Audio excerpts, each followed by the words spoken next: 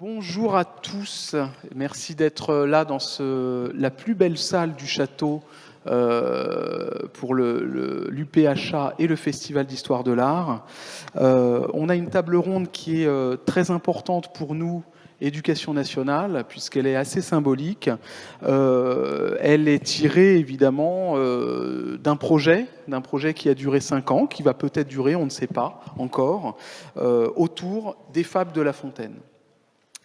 La Fontaine, je vous en ai mis 2 portraits ici que nos 2 invités, nos 2 intervenants connaissent bien. Par contre, ça ne défile pas, Cécile. Moi, je l'ai sur l'écran, mais je ne l'ai pas sur le...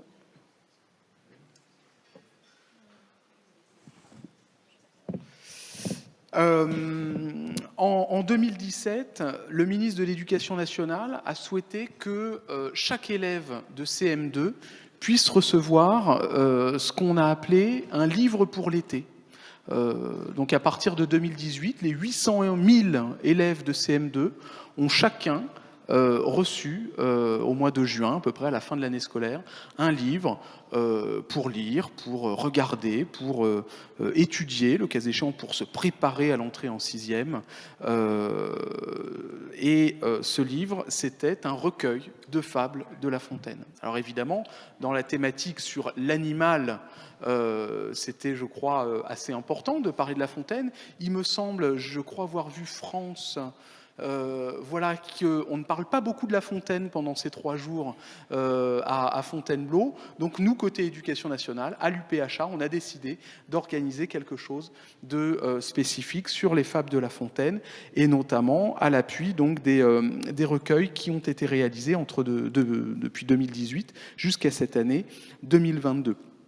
5 dessinateurs, 5 artistes ont été sollicités par le ministère pour illustrer ces recueils.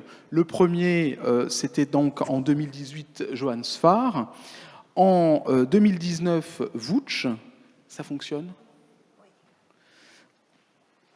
En 2020, Emmanuel Guibert, Rebecca d'Outremer en 2021 et Catherine Meurice, la dernière, cette année. Le recueil est sorti là, il y a quelques jours, donc Catherine Meurice en 2022. Notre idée a été de faire dialoguer, d'avoir une présentation de certains des artistes qui ont travaillé sur ces recueils, et 2 d'entre eux donc, ont accepté. Alors je vous ai mis, si ça fonctionne, voilà les 5 couvertures des recueils de fables de La Fontaine. 5 artistes donc en 5 ans, et 2 qui ont accepté de venir aujourd'hui. Donc Wutsch et Emmanuel Guibert. Wutsch pour l'édition 2019 et Emmanuel Guibert l'édition 2020. Alors je vais les présenter très rapidement. Si je dis des bêtises, vous n'hésiterez pas à me corriger, à me flageller. Nous sommes dans une chapelle.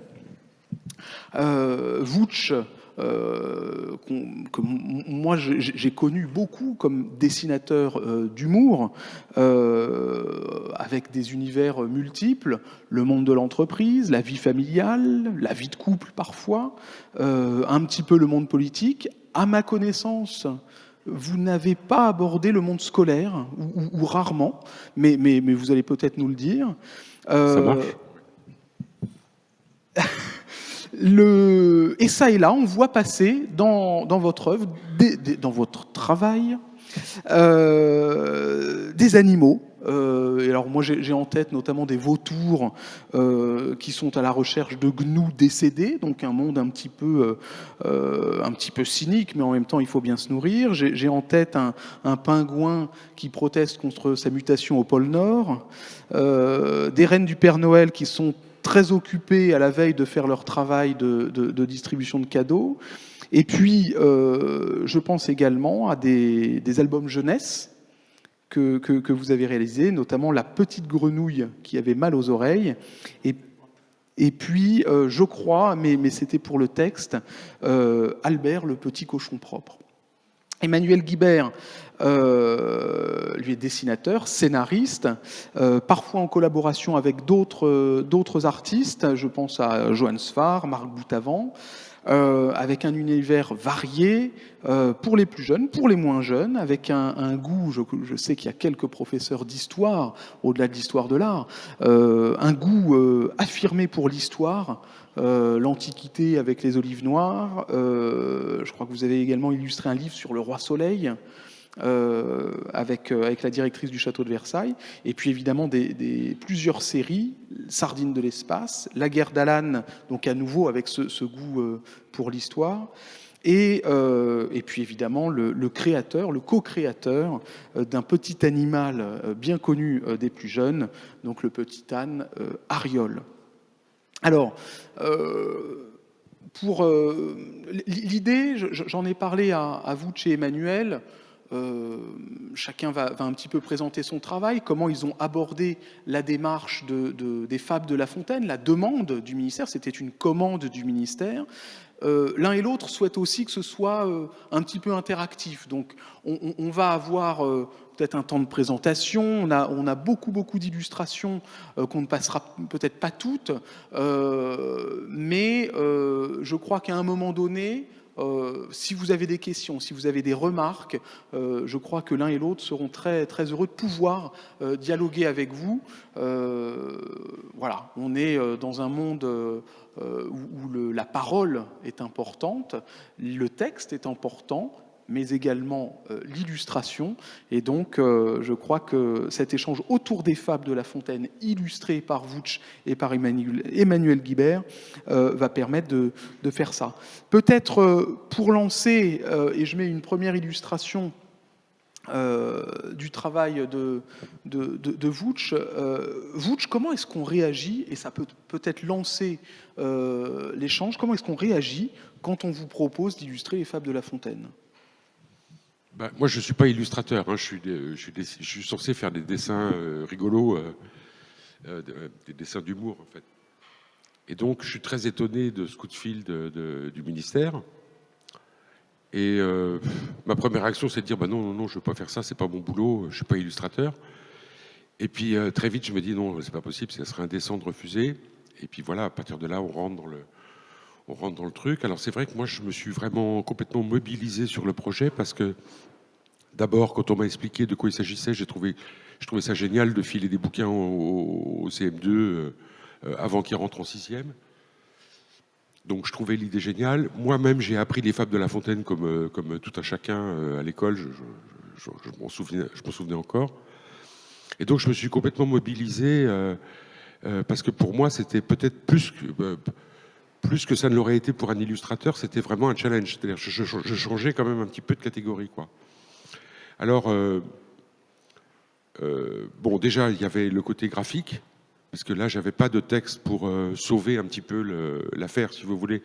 C'était le texte de La Fontaine, qui est très bien, hein, mais je veux dire, voilà, ça fonctionnait pas comme un dessin d'humour. Et puis le deuxième truc, c'est qu'il y avait quand même beaucoup d'antécédents, de collègues vivants ou morts, qui s'étaient penchés sur le sujet. Et donc, il fallait faire un truc pour les enfants. Alors moi, je me suis obnubilé sur le côté enfant, hein, complètement, pour les intéresser, parce que le texte de La Fontaine est quand même un texte du XVIIIe siècle. Bon, de temps en temps, il y a des petites aspérités, c'est pas complètement fluide. Donc, je voulais que les images soient par contre parfaitement lisibles et fluides. Et puis, quand j'ai vu le nombre de gens qu'il y avait, et des gens de très grand talent que vous connaissez tous, donc je me suis dit, il faut en plus trouver un style personnel pour faire que cette opportunité devienne une cohérence graphique. Voilà. Ce dont j'étais pas sûr en fait au départ, j'étais pas sûr d'y arriver. Donc enfin bon. Alors est-ce qu'on peut enchaîner les petits bidules alors voilà. Alors oui, non, ça c'est pas du tout dans l'ordre. Hein. Ah, c'est dans l'ordre que vous m'avez donné. Non, c'est dans l'ordre inverse en fait. Non, je crois pas, parce que cette illustration... Alors voilà. Bon, alors, oui, non, allez-y. Voilà, donc ça par exemple, c'est des petits croquis que j'ai faits très vite. Donc j'ai travaillé à l'ordinateur en fait. Donc c'était aussi une première pour moi, parce que c'est la première fois que je faisais un travail aussi important à l'ordinateur. Et donc j'ai fait des toutes petites esquisses à l'ordinateur, ce qui explique que c'est un peu c'est un peu flou et maladroit parce que c'est vraiment des petits refs de mise en place pour voir la mise en page, les couleurs, comment ça fonctionne et tout ça. Alors au départ, j'avais prévu... Alors voilà le dessin définitif, finalement. On voit la différence avec la petite esquisse. Donc j'ai essayé de garder des trucs. Il faut y aller, il faut y aller.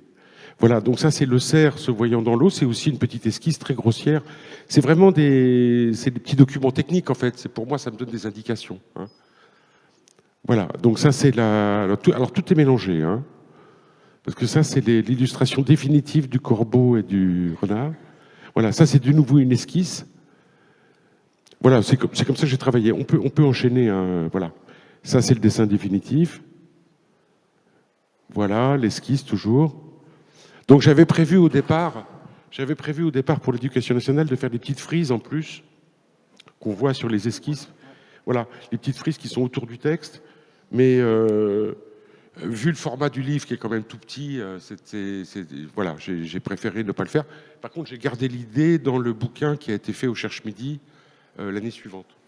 J'ai gardé l'idée des frises. Je crois, vous m'aviez expliqué, vous aviez un souhait dans le choix des fables, c'était que une fable plus son dessin puisse tenir sur une double page. Oui, alors il y a eu tout un travail sur le texte parce que justement, mon principe de mise en page pour les enfants, ce que je voulais faire, c'était un dessin, une fable. Enfin, une image, une fable. Alors, j'ai donc sélectionné les fables que je préférais, mais c'est aussi en fonction de la longueur qu'elles avaient, parce qu'il fallait que ça soit calibré par rapport à la typographie et tout ça. Donc, il y avait évidemment, La Fontaine n'a pas du tout calibré son texte. Hein. Je le remercie pas d'ailleurs. Non, mais enfin bon, il a fait ça à son idée. Mais c'est vrai qu'il n'y avait pas de texte qui avait la même longueur. Donc c'était compliqué. Donc j'ai sélectionné les fables et il y a certaines fables que j'adorais qui étaient un peu trop grandes pour rentrer sur une page. Et celles-là, je les ai faites sur 2 pages. Donc j'ai fait une première partie de fable, une image, une deuxième partie de fable, une autre image. Mais je ne voulais pas que le texte se balade et que les illustrations viennent saupoudrer en fait ça. Je voulais vraiment qu'il y ait un ensemble texte-image en fait. Voilà, donc ça c'est la cigale et la fourmi. Alors oui. Alors j'aimerais voir... allez-y. Fabien. Oui, alors ça c'est une esquisse. Voilà, ça c'est le truc définitif. Alors on voit que j'ai gardé l'idée de la frise en fait. J'ai retiré la petite frise autour du titre, mais je l'ai mise autour de la page. Ça c'est sur le plus grand bouquin, la grande version du Cherche Midi, qui est pas destinée aux enfants, elle. Voilà, la grenouille et le rat. Alors la grenouille et le rat, c'est une fable qui est justement en deux parties que j'aimais beaucoup. Donc ça c'est la partie 1. Tout est mélangé, Fabien. Hein. Tout est complètement en vrac. C'est super. C'est super. Alors, qu'est-ce qu'on a là? Voilà, on peut rester là-dessus. Voilà, ça c'est mon plan de bataille en fait. Alors c'est tout petit, hein, c'est les petites esquisses que vous avez vues. Donc en fait, j'ai toutes les fables sélectionnées, j'ai fait mon esquisse. Il y en a certaines qui ont été supprimées, puis celles qui ont des petits traits, en fait, c'est les fables qui sont en 2 parties. Alors en haut, vous avez la grenouille et le rat, qui est en 2 parties. En dessous, il y a, sur la deuxième ligne, il y a l'ours et l'amateur de jardin, qui est une fable absolument géniale. J'adore absolument. Je ne sais pas si si vous prenez les bouquins, relisez celle-là, elle est vraiment magnifique. Elle n'est pas du tout connue. Enfin, je ne crois pas qu'elle soit très connue. Après, il y a le chat, le souriceau, le chat, le coq et le souriceau. Voilà. Donc ça, c'est mon petit plan de bataille. Et en fait, là, ça m'a commencé à me rassurer parce que je me suis dit qu'au niveau couleur, j'allais trouver une cohérence au niveau mise en page. Alors ça servait aussi à éviter les doublonnages de composition. Hein, c'est-à-dire, voilà, donc là, je les ai retournés. Il y en a certaines que j'ai retournées, que j'ai mis dans un autre sens, etc. Et une fois que j'ai fait ça, bon, j'ai commencé à être un petit peu rassuré sur ce que j'allais faire. Voilà, donc ça, c'était le truc qui m'a permis après de me consacrer entièrement à chaque dessin, etc. On peut voir cette image-là, là? Oui. Alors, c'est laquelle qui passe, là? Ah, voilà, c'est ça. Alors ça, c'est la couverture du Cherche Midi. Alors c'est drôle parce que c'était une idée que j'avais eue pour faire la couverture de l'Éducation nationale. Mais je trouvais que j'étais trop en avant, en fait, par rapport à La Fontaine. Donc j'ai gardé l'idée pour en faire le bouquin de librairie. Il y a à la fin des projets de couverture. Oui. Ben, j'aurais aimé qu'on les voit chronologiquement, mais bon. Oui. Est-ce qu'on peut... Non, mais en fait, c'est très bien. Voilà. Voilà, ça, c'était ma toute première idée de couverture. Bon, c'était vraiment trop... c'était un peu mégalo, en fait. De me mettre en avant, c'était pas du tout le sujet. Bon, alors j'ai laissé tomber. Je trouvais ça marrant d'être derrière la fontaine. Alors après, j'ai fait ça. Donc pareil, c'est un tout petit croquis, hein. Mais alors là, le problème, c'est que c'était pour des enfants de CM2 qui passaient en 6e. Et donc là, c'était quasiment une illustration de livre pour enfants. Et c'était complètement, c'était un contresens en fait, parce que j'allais les vexer dès le départ, dès la couverture. J'allais les vexer en leur disant vous êtes des petits kikis. Donc je me suis censuré tout seul. J'ai dit ah non, ça va pas du tout, c'est beaucoup trop jeune. Voilà. Donc ça commence à ressembler à la couverture définitive. Voilà.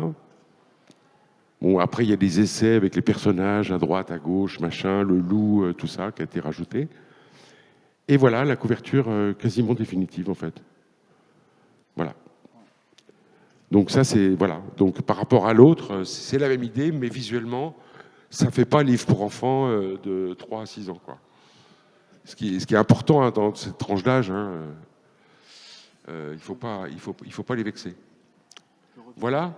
Est-ce que je peux choisir les fables qu'on va montrer? Bien sûr. Eh ben, alors vas-y, fais défiler alors. Alors ça, c'est le lion et le chasseur. Elle est assez marrante aussi. Le lion et le chasseur. Alors moi, j'ai mis ça dans l'Atlas, en fait. Je me suis dit où il peut y avoir un lion. Donc il y avait des lions dans l'Atlas, en Afrique du Nord. Alors, il y a encore quelques années. Voilà. Oui, ça, on peut passer. Voilà, ça, c'est la deuxième partie. Ouais. Ça, c'est l'ours et l'amateur de jardin, qui est en 2 parties aussi. Franchement, relisez cette fable, elle est vraiment géniale. Elle est vraiment géniale. Je ne vais pas la raconter, hein, parce que je ne voudrais pas... je ne vais pas me substituer à La Fontaine. Oui, alors l'autre problème que j'ai eu, moi, en tant qu'humoriste, humoriste officiel, on va dire, c'est que d'un seul coup, je me suis dit dans les dessins, est-ce qu'il faut que j'essaie de rajouter quelque chose par rapport à l'humour de La Fontaine?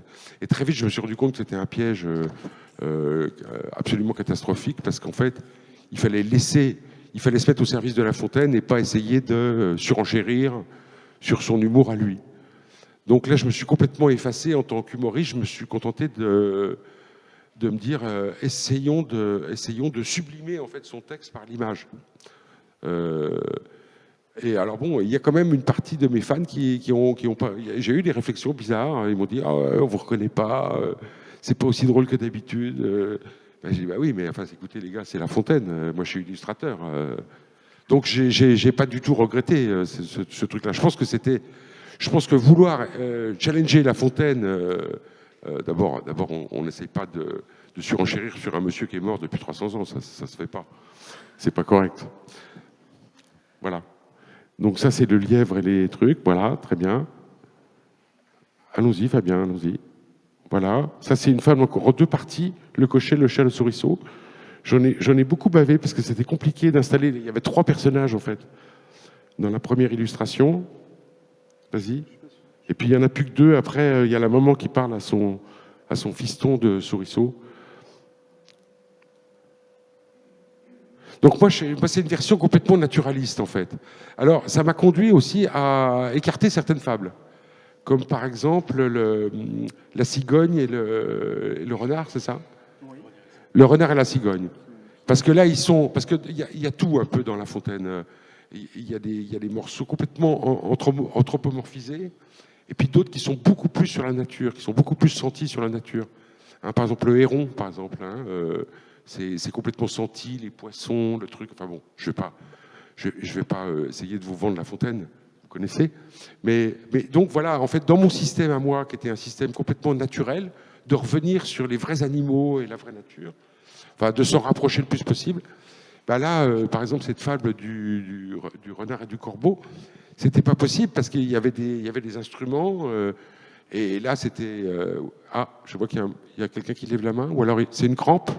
Non? Ou alors c'est le plafond, peut-être. C'est le plafond. Qui a-t-il ? C'est le plafond, d'accord. Alors, sur ce choix des fables, justement, pourquoi ce choix d'avoir des animaux dans leur environnement naturel et pas justement humanisés à la manière du repas qu'ils font en effet le renard et la cigogne, qui est chez Emmanuel ? Oui, parce que, en fait, je me suis posé la question et moi, j'avais vraiment envie de revenir au côté naturaliste de La Fontaine. C'est un naturaliste de son époque, hein.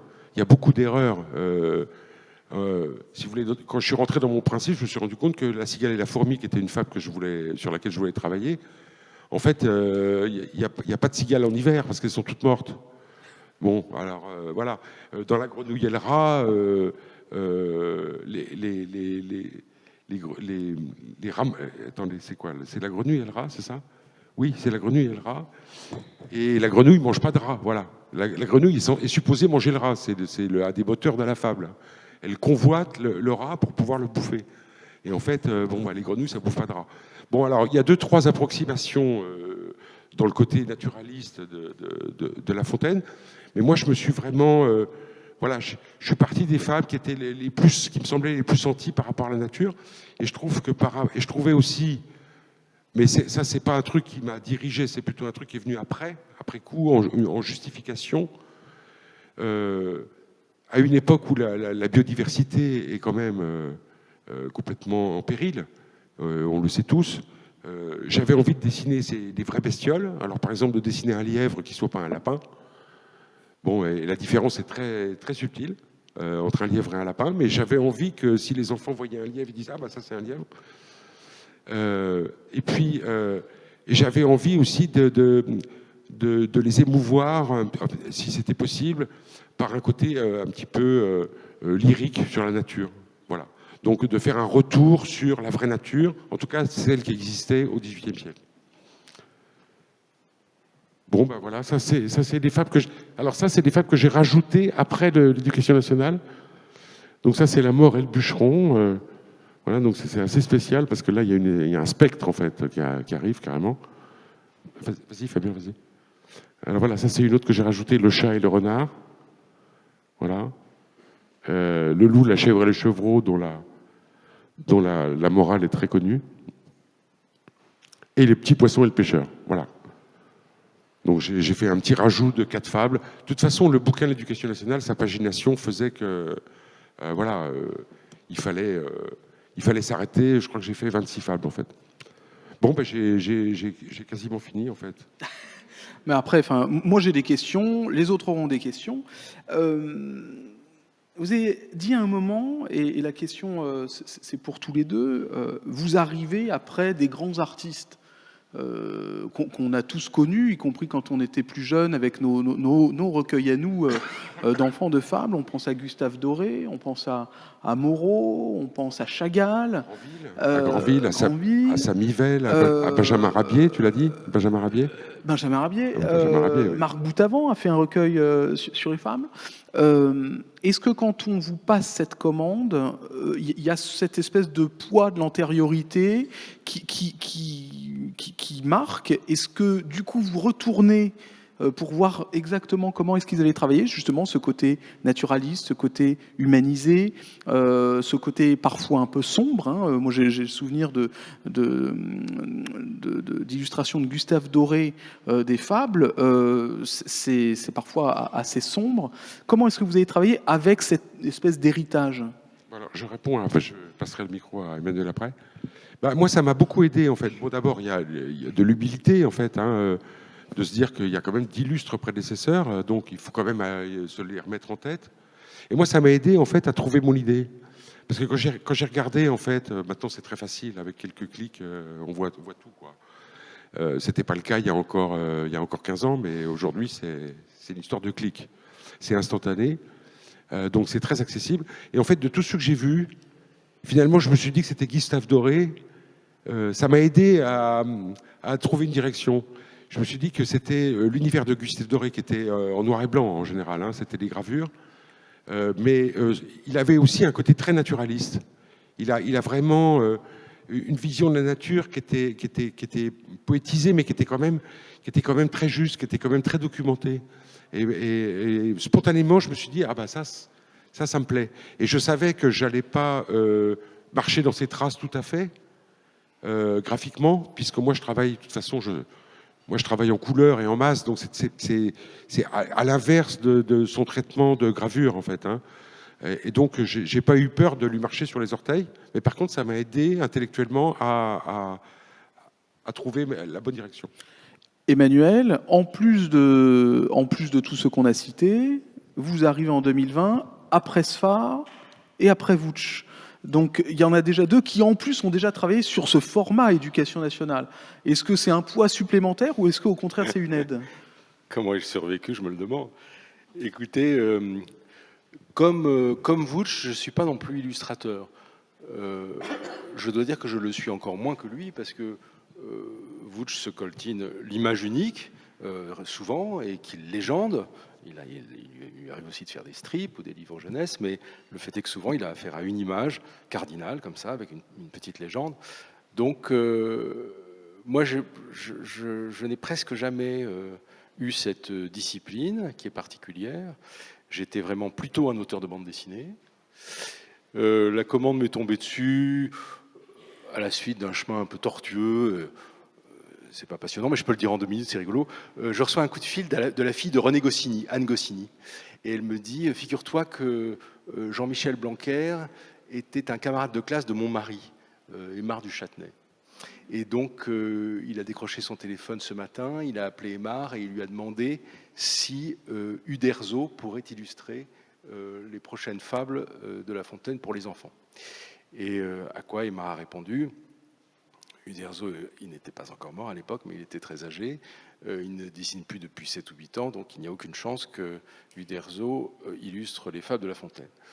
Et le ministre, qui n'est pas sans ressources, a tout de suite enchaîné en disant « Et pourquoi pas Sampé ?» Et il s'est entendu répondre la même chose, c'est-à-dire Sampé a plus de 90 ans aux cerises, il dessine plus depuis des années. Mais si tu veux, il y a une génération montante de jeunes sexagénaires qui sont tout frais et moulus et frétillants et des espèces voilà, de poussins de l'année. Et donc, elle lui a suggéré mon nom sans m'en parler plus que ça. Mais enfin, je crois qu'il a dû faire ce qu'a fait Vouch tout à l'heure quand il cherchait Boutet de Monvel et Gustave Doré, c'est-à-dire faire clic. Et il est tombé sur quelques images de moi. Et il m'a donc envoyé un de ses janissaires, qui était Mathieu Lahaye, qui m'a téléphoné en me disant veuillez, vous êtes réquisitionné, veuillez passer au ministère, où vous sera remis votre pactage. Et donc je suis allé me présenter, et on a d'emblée, ils ne me connaissaient pas, le ministre ne me connaissait pas non plus, ils avaient regardé quelques images, ils avaient vu peu d'illustrations, mais enfin tout de même des choses qui leur avaient un peu tapé dans l'œil, raison pour laquelle j'étais là. Et donc ils m'ont confié le bébé, voilà.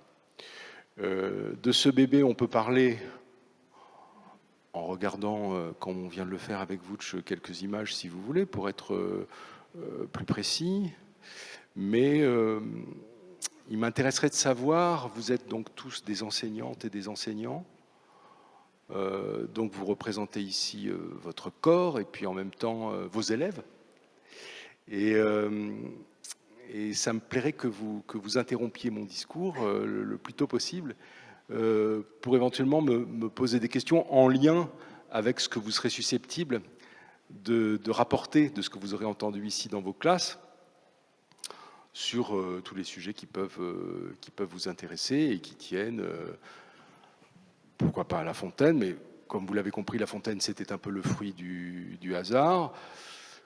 Comme l'a dit Vouch, il a pas refusé parce qu'il y avait une conjonction d'éléments qui rendaient la commande attrayante, y compris pour des gens dont, encore une fois, l'illustration n'est pas la spécialité. Et la première d'entre elles, sans doute, c'était quand même La Fontaine. D'abord, c'est un nom magnifique, dont on n'oublie pas le sens. C'est une sorte de source pour nous tous, La Fontaine. Et puis Bon, moi aussi, j'en avais appris par cœur, notamment le Chêne et le roseau, qui est ma favorite, et depuis l'enfance. Et puis, alors, bien sûr, moi aussi, j'ai pensé à nos glorieux ancêtres, aux gens qui nous ont précédés.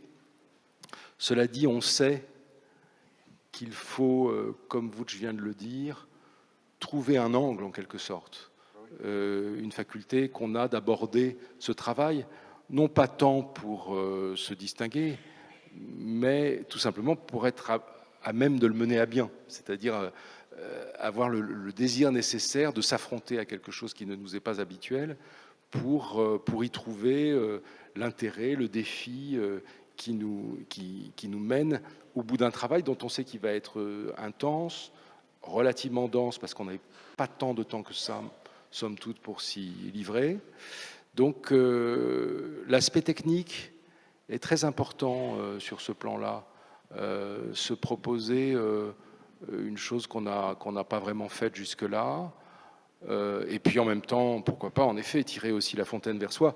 Là, vous constatez qu'il y a du découpage, c'est-à-dire de la bande dessinée, muette en l'occurrence, puisque comme le texte était sur la page en regard, je ne trouvais pas nécessaire de faire doublon en répétant l'une ou l'autre des répliques. Par contre, j'ai constaté une chose, c'est que le texte tel qu'il était présenté aux enfants dans les 2 éditions précédentes était émaillé de notes en bas de page qui rappelaient le sens de certains mots vieillis ou pour certains qui ont, pour ainsi dire, disparu la langue française, et qu'il est nécessaire de rappeler aux enfants.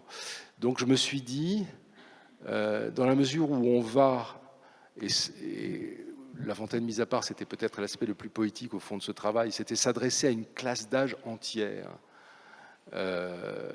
Penser que tous les enfants d'un certain âge, ou peu s'en faut, auront vu passer notre livre entre leurs mains. On a beau éventuellement avoir un certain succès, il est rare que le premier tirage d'un livre s'élève à 800 ou 900 000 exemplaires. Donc tout ça était une perspective étonnante, inhabituelle. Mais je me suis dit, voilà, il faut vraiment s'adresser à tous les enfants. Et comme vous, j'ai pensé aussi beaucoup aux enfants. Je pense que je n'aurais pas fait le même livre, enfin je n'aurais pas fait les mêmes images en l'occurrence, si j'avais dû réfléchir à une édition générale des fables illustrées, auquel cas je pense que j'aurais été moins pédagogue que j'ai souhaité l'être. C'est-à-dire qu'une des raisons que j'ai eu de découper les fables en séquences, c'est que je me suis dit, l'enfant qui regardera l'image avant de lire le texte, vraisemblablement, on le sait parce qu'on l'a tous fait, aura à travers l'image une idée non seulement du sujet, mais du déroulement également de l'histoire, et l'image pourra venir en appui, comme le font les notes en bas de page, de certaines choses difficiles à comprendre, et sera donc une sorte de clé d'accès. Ce qui veut dire, Emmanuel, que pour une édition, pour un recueil de fables pour enfants, l'illustration est indispensable. Parce que on a intitulé, quand on a avec Cécile cherché un titre pour cet échange, on a trouvé Les Fables de La Fontaine, un recueil à lire et à regarder. Mais c'est vrai qu'initialement, le texte de La Fontaine n'est qu'un texte. La Fontaine a écrit des fables qui ont rapidement été illustrées, mais ça n'était pas... Voilà, mais lui, son œuvre était une œuvre écrite, enfin de texte. Est-ce que pour les enfants, l'illustration est indispensable ? Alors, c'est une question métaphysique, mais entre 0 et 10 ans, il est rare qu'on lise des livres qui nous sont destinés et qui ne soient pas illustrés. Il y a certainement des contre-exemples, mais globalement, c'est ça. Si on lit un livre illustré, non illustré avant 10 ans, c'est qu'on a piqué un bouquin qui ne nous était pas proprement destiné. Et pourquoi pas, on peut commencer assez tôt à lire des petits romans ou des choses comme ça, qui n'ont pas nécessairement d'illustration, mais bon, de tout temps, on a tablé sur l'illustration comme une entrée dans la lecture, parce que regarder une image, c'est lire déjà, c'est apprécier un certain nombre d'éléments qui nous sont donnés comme indice sur ce qui peut se passer dans un récit. Donc, de toute éternité, il y a eu un film qui est passé sur Arte il y a quelque temps, je ne sais pas s'il est toujours disponible sur le site de la chaîne, mais sur les illustrateurs internationaux des Fables de La Fontaine. C'est fascinant de voir que... oui, oui. Fascinant de voir que les Japonais, que les Iraniens, que toutes les civilisations de l'image se sont emparées à un moment ou à un autre de La Fontaine. Lui-même, on le sait, ayant marché sur les traces d'Ésope, un certain nombre d'ailleurs des erreurs que tu as relevées, des erreurs sur le plan naturaliste, il les doit au fait qu'il a suivi l'exemple d'un fabuliste qui était plutôt soucieux de distraire et de moraliser que d'étudier, comme a pu le faire Jean-Henri Fabre, par exemple, la vie des insectes ou des animaux. La cigale et la fourmi, c'est amusant, non seulement, en effet,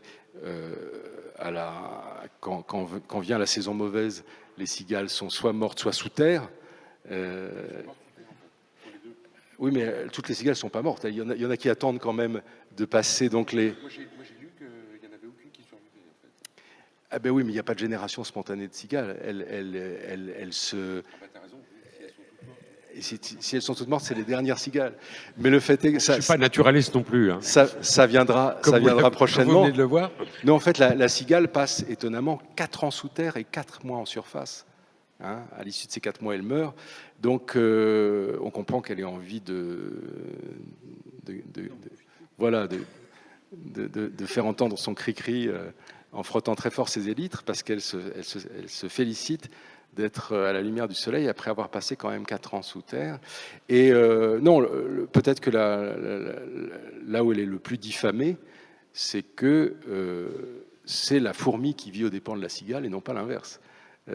Quand une cigale va plonger son rostre dans un végétal pour en retirer le suc, les fourmis viennent s'agglutiner à l'endroit où le rostre pénètre dans la fibre du végétal et essaye de pomper un maximum de liquide avant que la cigale ne puisse le faire.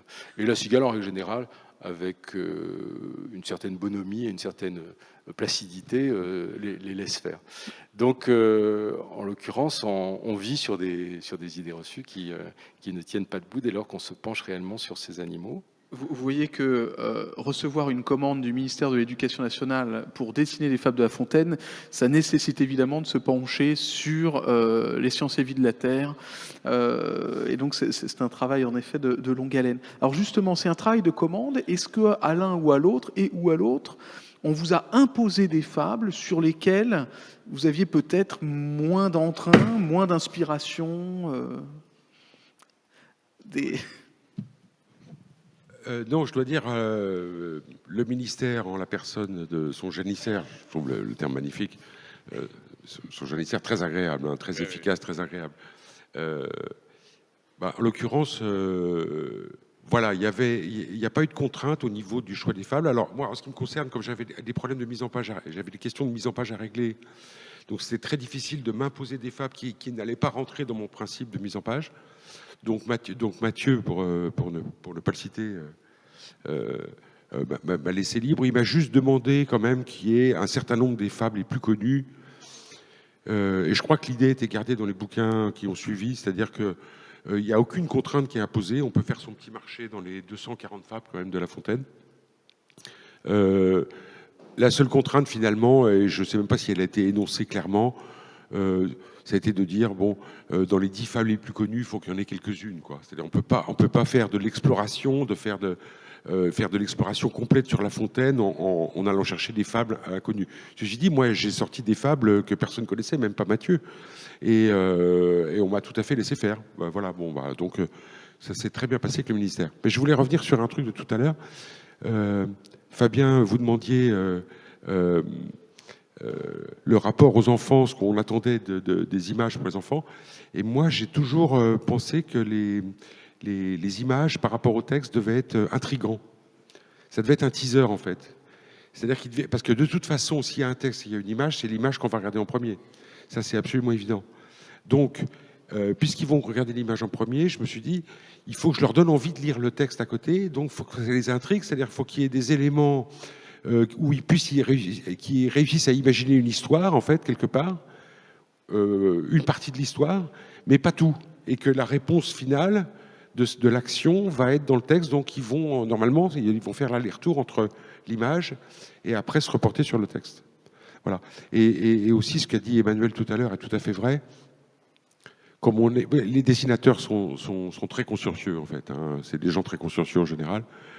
Et c'est vrai que l'idée de présenter ce boulot pour des CM2, ça a complètement orienté les choix, en fait. Hein.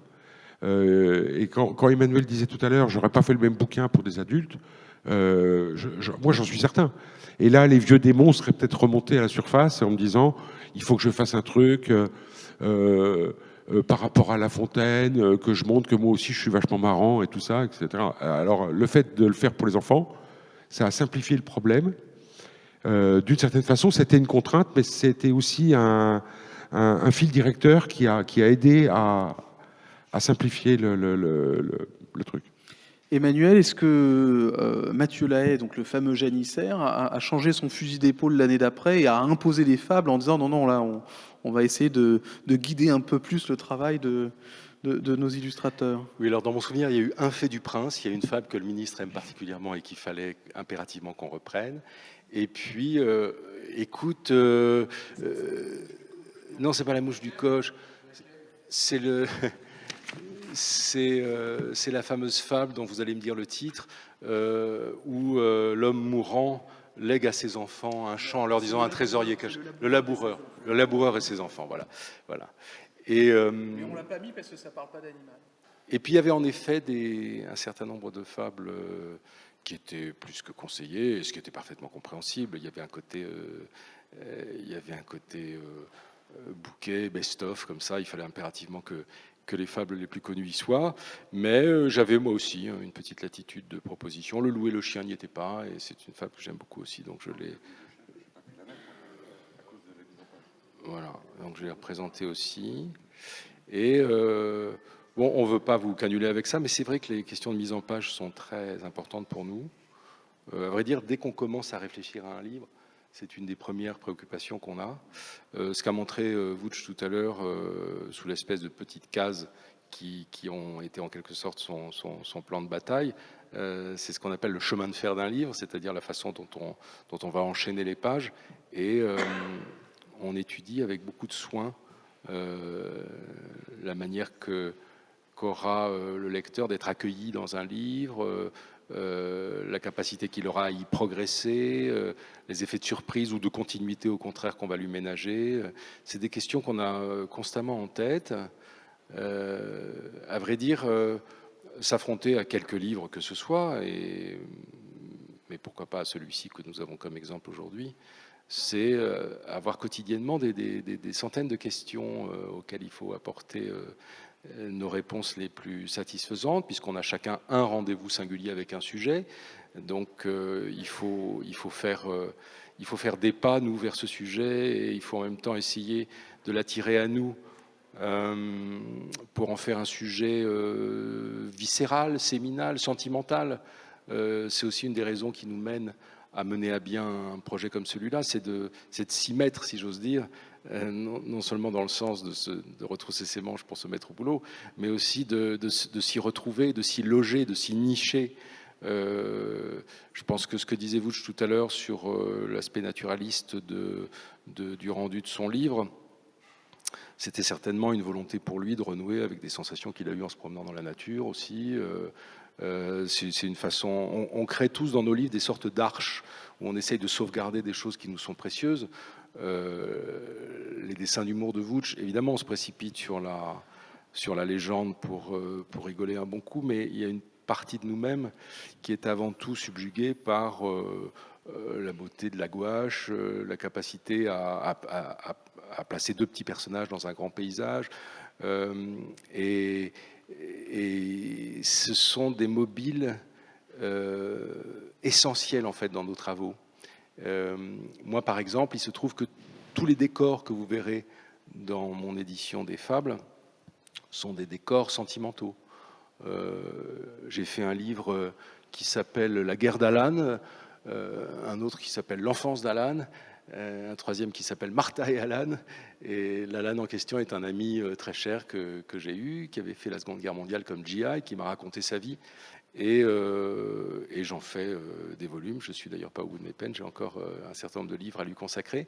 Et la cuisine que vous voyez là, c'est la cuisine d'Alan. Il se trouve que j'y ai mis le renard et la cigogne, mais il y a là tous les éléments qui étaient ceux de son quotidien.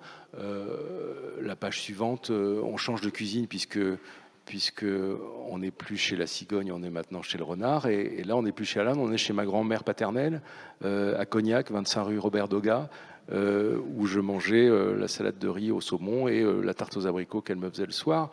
Donc on a aussi par cette façon qu'on a de choisir nos décors, mettons,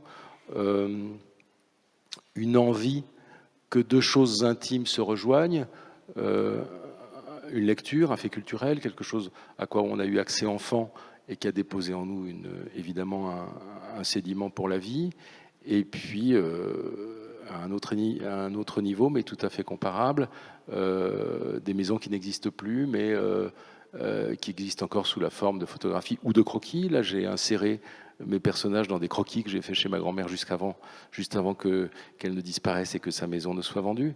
Et c'est une manière d'insérer dans ces travaux une fibre qui est au fond la fibre essentielle quand on lit quoi que ce soit, c'est-à-dire sentir son cœur battre, sentir qu'on nous parle de nous, sentir qu'on évoque notre passé, sentir qu'on évoque aussi notre avenir, sentir qu'on retrouve dans tel ou tel livre des caractères qui nous évoquent des gens qu'on a pu croiser ou connaître. Donc voilà, c'était une des manières que j'avais de m'approprier cette commande, que de la placer entièrement. Alors je ne sais pas si on peut voir quelques décors. Voilà, alors, on est décidément encore chez ma grand-mère, là, au coin de la rue où j'allais jouer au tennis contre le mur. Là, c'est une petite rivière que j'ai dessinée en Italie, au Val d'Orcia, dans le sud de la Toscane. Non, il n'y a pas beaucoup de décors. Ah oui, là c'est le jardin d'Alan encore, oui, avec la petite citerne où nous immergions les bières et les Coca-Cola avant de discuter et d'enregistrer son propos. Ça, ce sont des champs près de la maison normande qu'a acheté mon père il y a une vingtaine d'années. Donc, ça, pareil, le sous-bois qui est pratiquement au bout de notre jardin. Ça, c'est à Caen, dans un lieu qui s'appelle la Prairie et où coule une rivière. Bref, tout ça, ce sont des endroits que j'ai arpentés, ce sont des lieux que j'ai vus. Et le principe de la culture générale, en fait, c'est que comme on la trimballe partout avec soi, puisque c'est ce qu'on sait, c'est notre patrimoine intérieur, on la dépose comme des gommettes ou comme des décalcomanies sur tous les décors qu'on va croiser, parce qu'à un moment, ils nous l'évoqueront.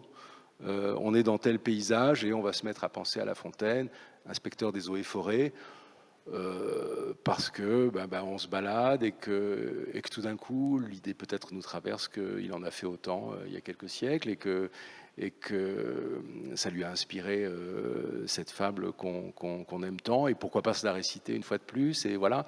Et donc je pense qu'il y a quelque chose de légitime dans le fait de mêler notre patrimoine culturel ancien avec notre vie de tous les jours, parce que c'est ce que notre esprit fait en permanence. Alors, il y a un aspect que vous n'avez pas encore abordé, c'est la violence animale. Vous avez des représentations d'animaux pas tendres. Alors là, il y en a une qui est toute proche. C'est la grenouille qui veut se faire aussi grosse que le bœuf. Je l'ai passé, me semble-t-il. Voilà. Rien ne nous est épargné. Emmanuel, sur cette je pensais grenouille, que ça passerait pas, puis c'est passé. Ouais. Là, la grenouille, c'est violent avec le bœuf derrière.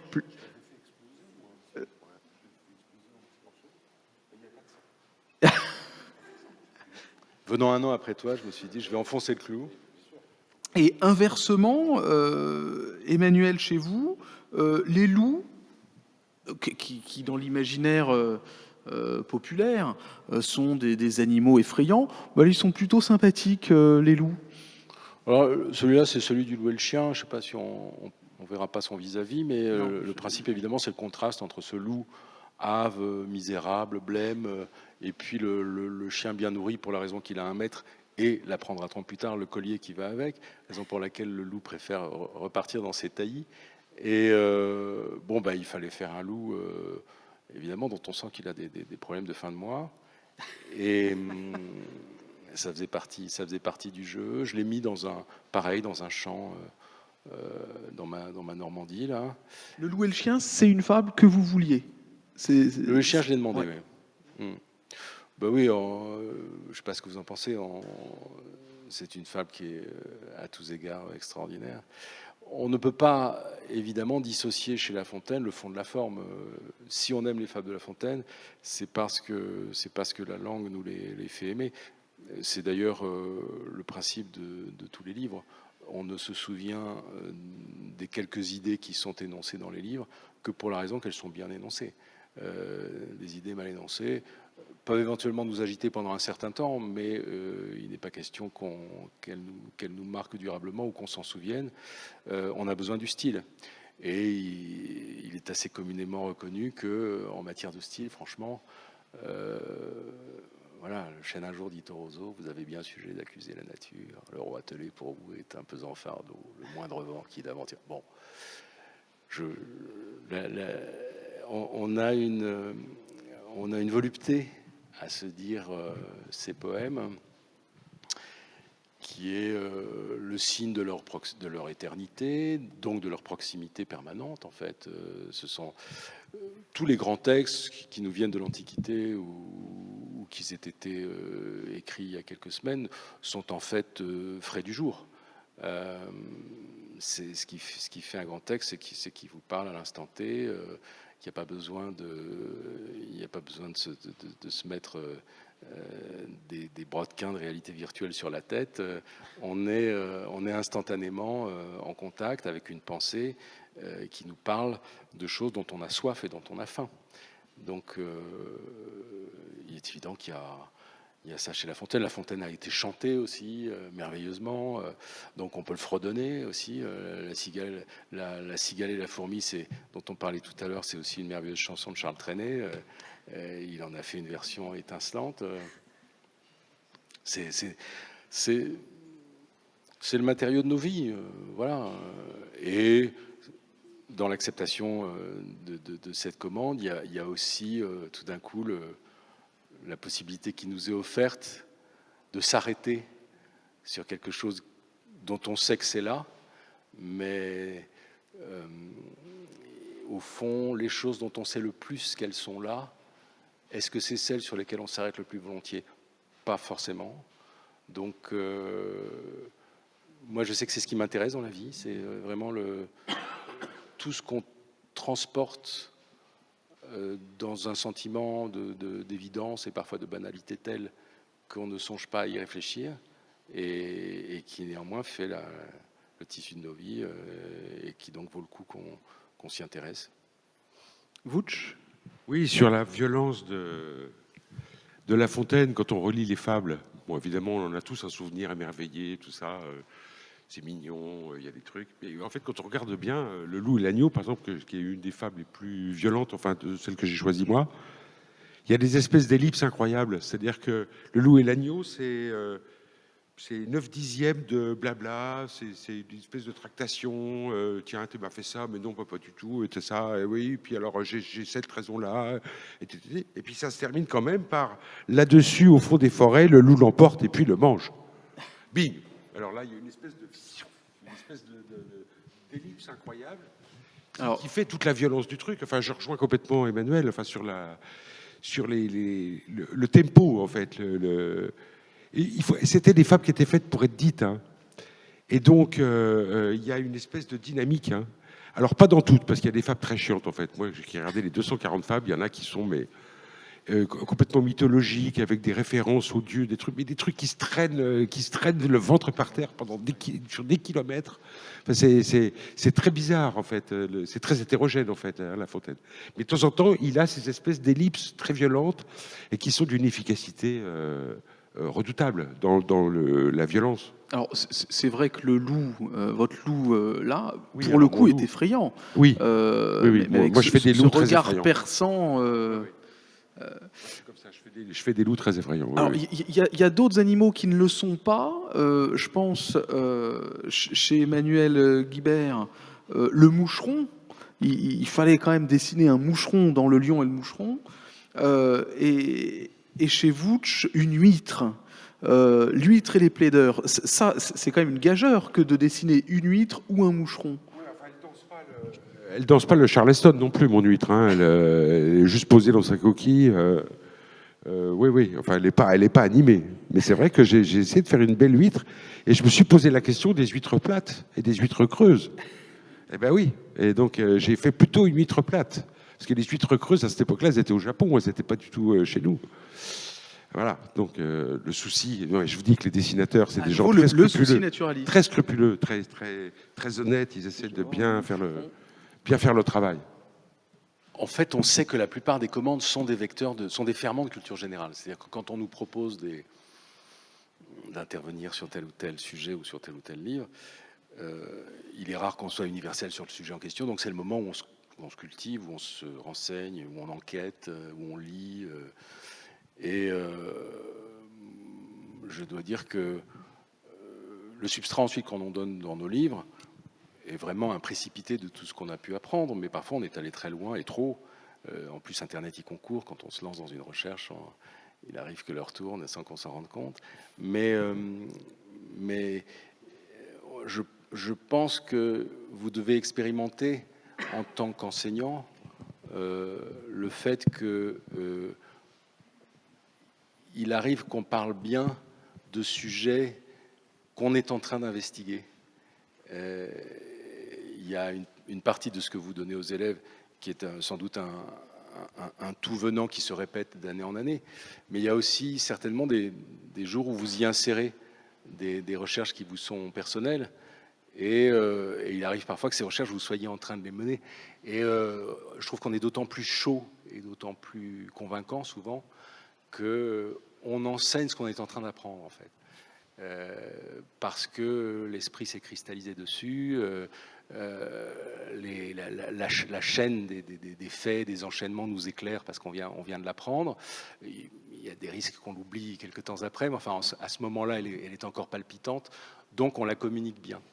Et c'est l'intérêt aussi parfois qu'ont les interventions en milieu scolaire de gens qui ont toutes sortes de métiers et qui viennent parler de ce qu'ils font, c'est qu'il y a une espèce de chaleur à communiquer ce dans quoi on est engagé à un instant T. Alors, je crois qu'il y avait une main qui se levait, voilà. Oui, merci beaucoup. C'est fascinant de vous écouter et de voir comment La Fontaine vous a transformé aussi pour ces deux travaux. Merci maîtresse. Alors non, je n'usurpe pas, je ne suis pas maîtresse, mais bon, de conférence peut-être. Mais je voulais savoir, en fait, vous avez eu des échanges suite à la diffusion des volumes auprès des élèves, avec les élèves eux-mêmes. Est-ce qu'il y a eu des rencontres? Et est-ce que vous avez du coup eu des retours de vos lecteurs, de 6e sans doute désormais, mais qui ont réagi à vos propositions et qui vous ont parfois surpris ou parfois complètement confirmé dans ce que vous aviez eu l'intuition de leur proposer? On fait ça par ordre chronologique, alors.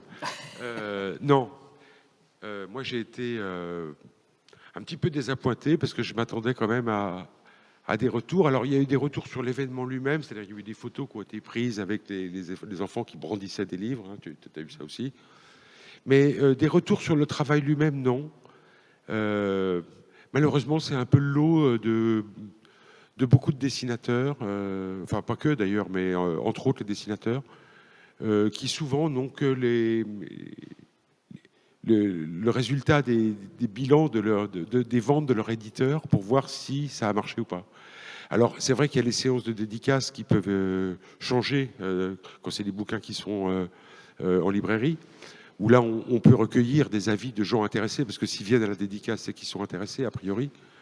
Mais là, moi, j'ai été très désappointé par une espèce de silence assourdissant. Donc le ministère était content, hein, ils me l'ont dit, donc ça c'était déjà une bonne partie du boulot, mais c'était pas l'essentiel.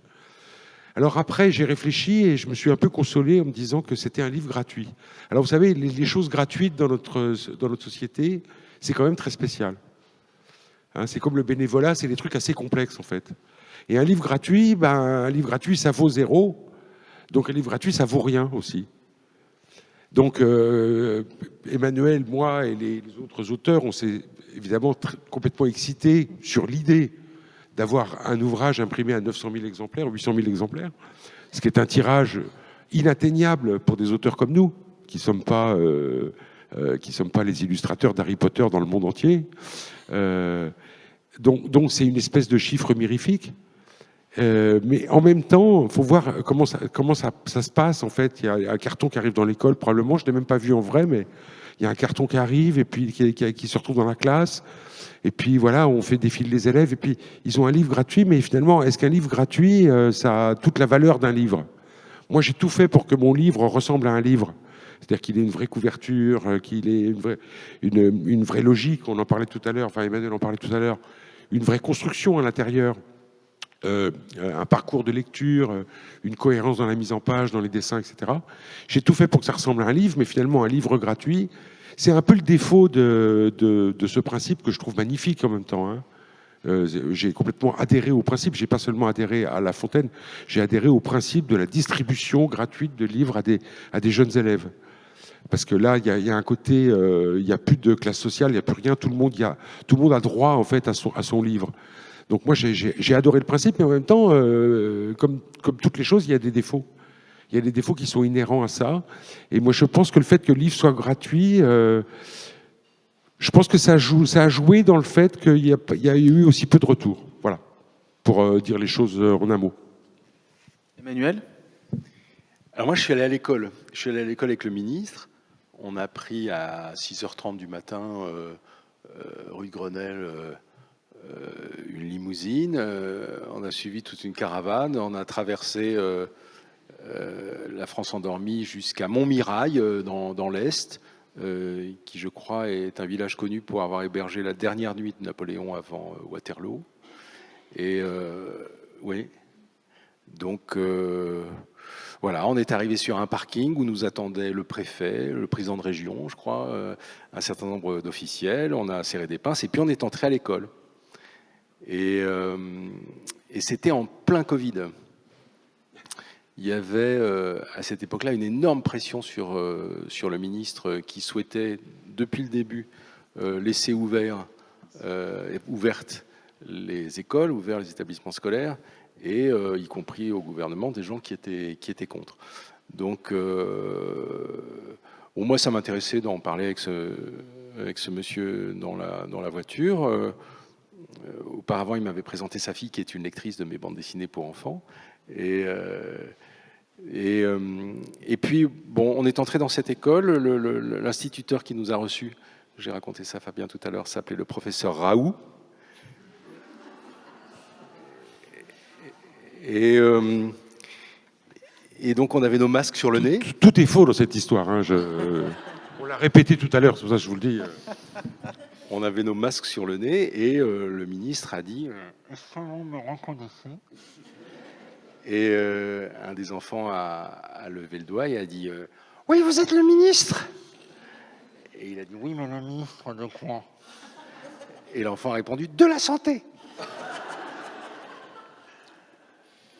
C'est toujours très dangereux pour un ministre de demander « Est-ce que vous me reconnaissez ?» Et à côté de vous, c'est ZEP. Non. Et ensuite, on s'est attablés tous les deux pour dédicacer les livres. Donc, le ministre dans le rôle de La Fontaine et moi dans celui d'illustrateur. Et Et le premier enfant s'est approché avec son livre. Il avait l'air très sympathique et déluré. Et le ministre lui a dit « Quelle est ta fable préférée ?» Et l'enfant a compris « Quelle est ta femme préférée ?» Il a répondu « Ma mère !» Bien sûr, comme il fallait s'y attendre. Donc, il y avait une bonne ambiance. Et quand on est reparti, Blanquer m'a dit ce qui est chouette, c'est que quand la ministre des Armées a eu une semaine difficile, il faut quand même qu'elle aille à Coët-Quidan ou à Saint-Cyr discuter avec l'état-major. Moi, quand j'en ai marre, je vais dans une école. Et là, j'ai des discussions avec les enfants et ça se passe comme ça s'est passé aujourd'hui, c'est-à-dire pour moi de manière plutôt détendante et agréable. Donc, alors, j'ai eu une ou deux autres expériences avec les fables. Je pense que avec les femmes, et quand je dis une ou deux, je suis généreux. Je pense que quand on tire très large, comme c'est le cas, c'est-à-dire qu'on décide d'inonder une classe d'âge avec un livre, nécessairement, c'est comme une salve. Il y en a beaucoup qui passent à côté, qui passent au-dessus. Il y a des enfants qui vraisemblablement y prêteront peu attention, vont tout de suite aller les changer contre quelque chose qui les intéresse plus, ou essayer de le revendre sur eBay. Mais je dirais qu'il y a une loi générale du livre, qu'il soit, je pense, offert ou payant, c'est qu'il y a nécessairement quelques personnes qui vont le croiser. Si on n'avait pas cette confiance, on ne ferait pas de livre. On le fait parce qu'on a la folie de penser que ce qui nous plaît, ce qui nous intéresse, et ce à quoi on essaye de donner la forme la plus artisanalement satisfaisante possible, va en intéresser d'autres, va plaire à d'autres. Donc, quand bien même il y aura du déchet, il y aura des pertes, comme on dit, je pense que ce qui fait la justesse, ce qui fait la légitimité de cette initiative, c'est que je suis certain que, aussi bien pour Vouch que pour moi, il y a des élèves qui se sont appropriés ce livre et qui ne l'oublieront pas. Je ne sais pas combien ils seront. Oui, mais on n'a pas la liste, c'est ça le On problème. n'a pas la liste. Non, mais moi, par exemple, mon éditeur s'était excité encore plus que moi en disant « Vouch, c'est formidable, 900 000 exemplaires distribués au CM2. En plus, les CM2, c'est jeune, c'est des lecteurs potentiels pour vous qui vont grandir, ils vont gagner leur vie, tout ça, ils vont avoir des gros budgets. Et nous, notre maison d'édition, on est d'accord, hein, on est tout à fait content. Et alors, il avait fait des réassorts de livres dans les librairies en se disant « Bon, les gars, attention, hein, là, il va y avoir un coup de tonnerre. Là, ça va être ouragan sur le Ken, hein, attention. Hein. Et puis, rien. Rien du tout. C'est-à-dire qu'en fait... Attends 20 ans, tu vas voir. Oui, c'est ça. C'est ça, c'est peut-être une question de temps. Non, mais ça a été marrant parce que c'était un coup de canon et qui a pas résonné, quoi. Un énorme coup de canon qui n'a pas résonné. C'est très bizarre, mais je suis comme Emmanuel, je ne doute pas que dans le tas, il y avait des élèves, même peut-être quelques élèves qui étaient réticents à la lecture, qui ont été emballés par l'un ou l'autre des ouvrages qui leur ont été offerts en fonction de la chance qu'ils ont eue de tomber sur le millésime correspondant. Oui, mais voilà, c'est des petites lumières qui sont perdues dans l'immensité du désert, on ne les voit pas. C'est un peu... Pour nous, voilà, on aimerait bien les voir, mais on ne les voit pas. Alors, moi j'ai une question, du coup, c'est une question pas tant pour vous que pour les collègues dans la salle. Je pense qu'il y a quelques professeurs de collège parmi vous, peut-être pas une majorité, mais peut-être quelques-uns. Les Fables de La Fontaine, c'est un livre qu'on étudie au collège, qu'on peut peut-être étudier en sixième. Est-ce qu'il n'y a pas moyen, justement, de faire une sorte de tuilage entre cette opération Un livre pour l'été, puisqu'on sait que tous les élèves arrivant en sixième ont eu cet ouvrage, et peut-être un travail à mener, ou qui est mené peut-être par certains professeurs, en disant mais vous avez eu ça en fin d'année dernière, on va travailler sur une fable. Il y a peut-être, je ne vais pas désigner personne parce que je vous connais pas forcément personnellement, mais il y a peut-être une expérience parmi vous. France ? coup, c'est pas une expérience, mais une question aussi aux collègues. Par un curieux hasard, ma fille a fait aujourd'hui une sortie avec sa classe de CE2 à Château-Thierry pour aller dans la maison de La Fontaine. Et voilà, toute la journée a été lafontainienne. Et pourquoi attendre en fait le collège alors que les enfants adorent ces fables, ces textes, ces images. Et voilà, donc elle sera très heureuse que je revienne avec ces 2 volumes et je vous raconterai du coup ses réactions. Mais ce sont des textes. Pourquoi attendre le collège En fait, on n'attend pas le collège. En fait. L'idée, c'était aussi d'avoir une forme d'acte symbolique à la fin de l'école élémentaire. Au moment où on va quitter l'école élémentaire pour aller à l'école des grands, c'est-à-dire le collège, sachant que, évidemment, il y a des fables qui sont apprises par les enfants à partir du CE2, CM1, CM2, sans difficulté, mais au collège, c'est quasiment systématisé avec le côté non seulement littéraire, le côté artistique, le côté historique, qu'on appréhende un peu plus par le côté apprentissage d'un poème ou d'une poésie à l'école élémentaire. Donc je crois que dans le projet, c'était l'ensemble de ces phases. Le côté symbolique de passage, espèce de rite de passage, et ensuite le côté que ça pouvait justement être réutilisé après le CM2. Il n'y a pas un collègue de collège qui... Non. Ah.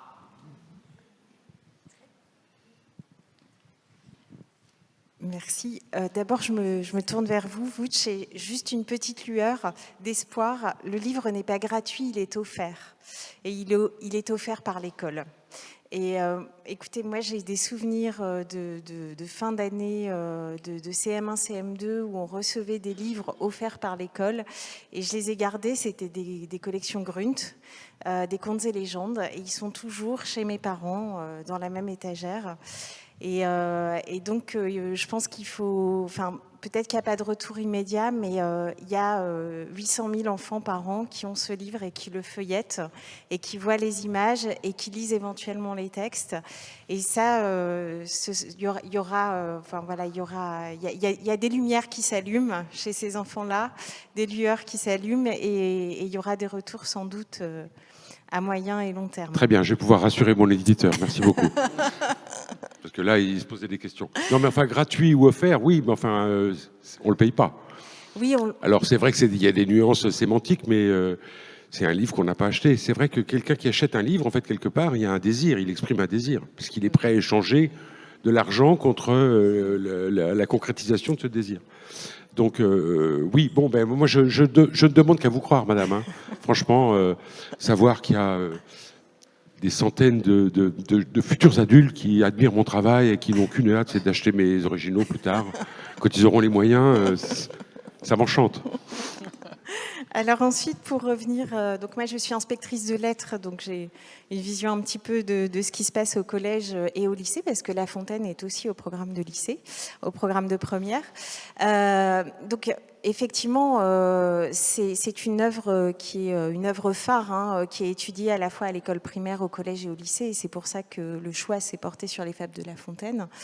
Et ce que je voulais dire, c'est que effectivement, les enseignants, je pense, de collège pourraient tout à fait se saisir de ces livres en fait qui sont offerts aux élèves de CM2. Le problème, c'est que pour le moment, ils n'y ont pas accès, donc ça pourrait être intéressant, peut-être de donner quelques exemplaires aussi aux professeurs de collège pour qu'ils puissent. En fait, ils ont accès aux quelques images qui ont été numérisées, mais pas nécessairement au recueil en eux-mêmes.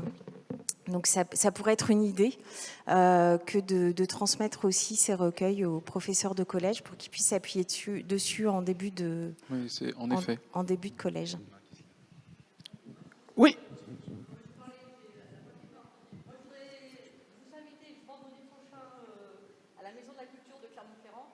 On va mettre 100 élèves sur scène, accompagnés de l'Orchestre d'Auvergne, qui vont chanter les fables mises en musique par Isabelle Abouclair et une partie aussi des fables qui ont été écrites par des élèves et mises en musique par Omar Chariard. Donc je vous invite la semaine prochaine à Clermont-Ferrand. Et ils vont recevoir aussi des recueils. Voilà, Clermont-Ferrand la semaine prochaine. Clermont-Ferrand, nous voilà. Je me disais, mais où je vais passer la semaine prochaine Clermont-Ferrand. Est-ce qu'il y a d'autres questions? N'hésitez pas, on les a sous la main. Avant Emmanuel. qu'elle se présente, moi je voudrais insister sur le fait que j'ai un souvenir très très vif de mon année de CM2 et des lectures que j'y ai faites. J'avais un professeur qui était à la fois le directeur de l'établissement et puis un monsieur qui allait prendre sa retraite, donc il n'était pas de première jeunesse. Et comme je parle de l'année 1973, c'est un monsieur qui avait commencé à enseigner, j'imagine, dans l'immédiate après-guerre ou peut-être même un peu avant. Et il s'appelait monsieur Brichard. Et monsieur Brichard nous a fait lire, par exemple, L'âne culotte de Henri Bosco, et il nous a fait lire un livre qui nous a tous, je pense, beaucoup frappé, parce que j'en ai reparlé avec, je revois mes vieux copains de CM2, et il nous a fait lire un document, en fait, sur un dénommé Raymond Maufray, qui est assez oublié aujourd'hui, mais qui était un tout jeune homme qui s'est lancé dans l'exploration amazonienne, et alors c'était la Guyane, et il a donc disparu quelque part entre le Maroni et l'Oyapock, et quand il avait quelque chose comme 25 ou 26 ans, on a retrouvé son journal, et son pauvre père a passé son existence dans cette forêt à chercher d'abord son fils, puis dans l'espoir de retrouver quelques restes. Et je ne sais pas pourquoi M. Brichard avait décidé de mettre entre nos mains ce livre. L'histoire était très frappante. Il a su nous la faire partager, et de manière assez haletante. Et puis, je me rappelle également des prix en fin d'année. Et donc là aussi, on avait des livres offerts. Et cette année-là, j'ai hérité de La guerre des boutons. Et monsieur Brichard était un monsieur extraordinairement digne de la famille Sévère mais juste.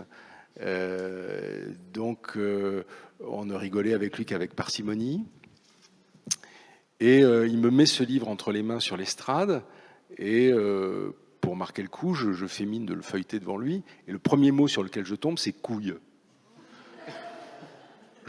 Je m'excuse de le prononcer dans la chapelle où Louis XV s'est marié et où Napoléon III a été baptisé. Mais je crois que Louis XV n'en aurait pas été choqué. Mais le fait est, et je dois dire qu'il y a eu il y a eu un extraordinaire, il y a eu un effet de vertige extraordinaire dans le fait que cet homme si digne m'offre un répertoire de gros mots. Et évidemment, ça donne toutes sortes d'ouvertures amusantes sur l'ambivalence de l'existence. Le propos de cette histoire, assez longue, c'est de prononcer donc le mot couille devant une assemblée de profs d'histoire de l'art, en fait. Et c'est fait. C'était ça la stratégie. Dans une chapelle. Et c'est parfaitement réussi. Hein. Il a mené son affaire de bout en bout. Dans une Magnifique. chapelle, a fortiori.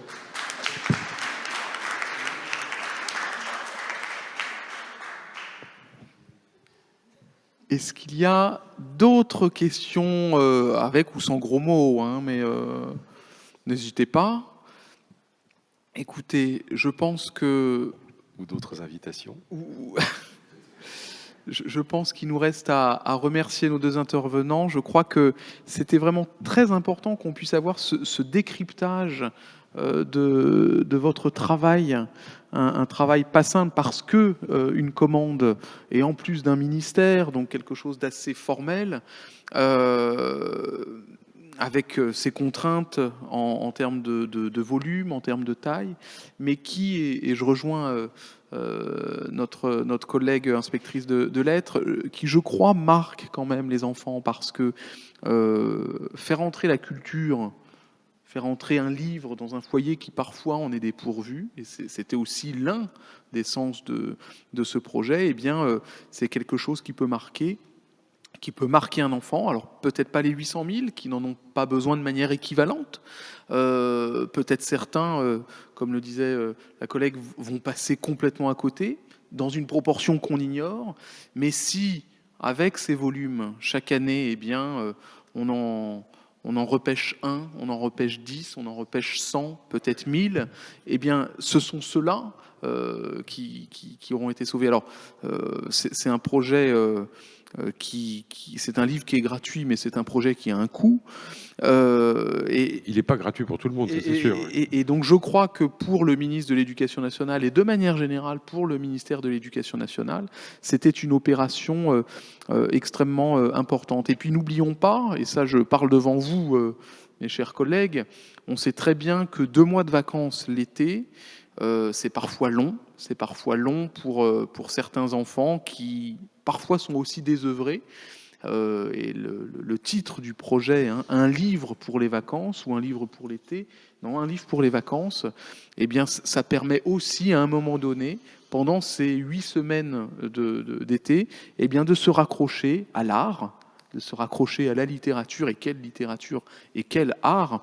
Moi, je suis très heureux d'être à vos côtés, Emmanuel et Vouch, parce que, en effet, ça donne envie aussi d'aller acheter les autres. En fait, il y a un autre intérêt. Alors, on a vu les 5 couvertures. Il y a un autre intérêt qui va aller croissant avec le temps, je pense. Et j'espère que le ministère va continuer dans cette bonne idée. C'est que, imaginez qu'il y a 10 auteurs et 10 expressions personnelles des fables de La Fontaine à destination des enfants, avec les mêmes contraintes de départ. Ça commence à faire une jolie collection, ça commence à devenir intéressant de regarder un auteur par rapport à l'autre, comment chacun a digéré la chose à sa façon. Et donc, ça serait dommage que ça s'arrête, en fait, quelque part. Mais enfin bon, il y a déjà 5 exemplaires, donc c'est déjà pas mal. Mais je pense que ça s'enrichirait si on imagine qu'il y en a 15. Mais alors pour ça, il faudrait qu'il y ait une pérennité de la pensée des différents ministres qui vont succéder, hein, obligatoirement, parce que Jean-Michel Blanquer a été un ministre qui est resté longtemps. 5 ans. Par rapport à ses prédécesseurs, je crois que c'est un record, non? C'est le ministre qui est resté le plus longtemps de l'histoire de la République. Ah voilà.